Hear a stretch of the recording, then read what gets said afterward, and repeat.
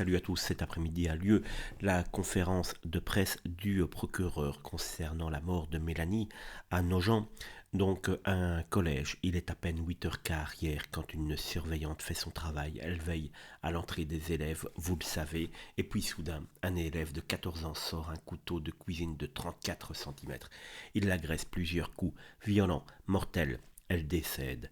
Le plus glaçant, le procureur vient de le dire. Aucun regret, aucune compassion, pas un mot pour la victime, pas un seul frisson.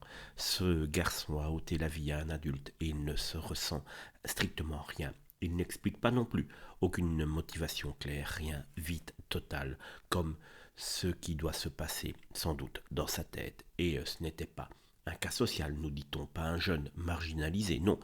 Le procureur parle d'un garçon sociable, bon élève, intégré. Voilà où on en est en France. Un ado de 14 ans bien intégré massacre une surveillante sans raison apparente et on cherche encore et on va chercher des excuses.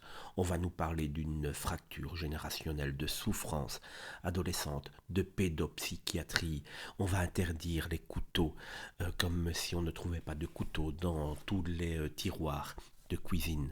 Mais à quel moment on se dit le mal, il existe et notre société l'encourage par son laxisme? À quel moment on admet qu'on a une génération désensibilisée, amorale, violente, qui ne respecte plus rien, ni l'autorité, ni la vie?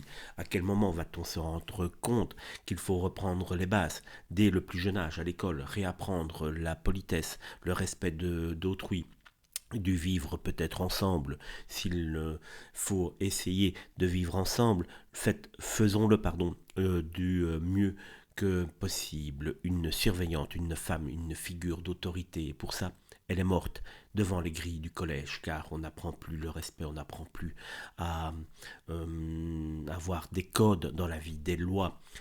Tout cela, hier, a été fait sous les yeux des élèves. Paix à son âme, c'est sans doute ce qu'il faut retenir à cette pauvre Mélanie qui avait toujours le sourire aux lèvres. Comment va-t-on expliquer cela à son enfant de 4 ans que sa maman est décédée parce que l'État ne fait rien depuis maintenant des années, parce que l'État abandonne la France?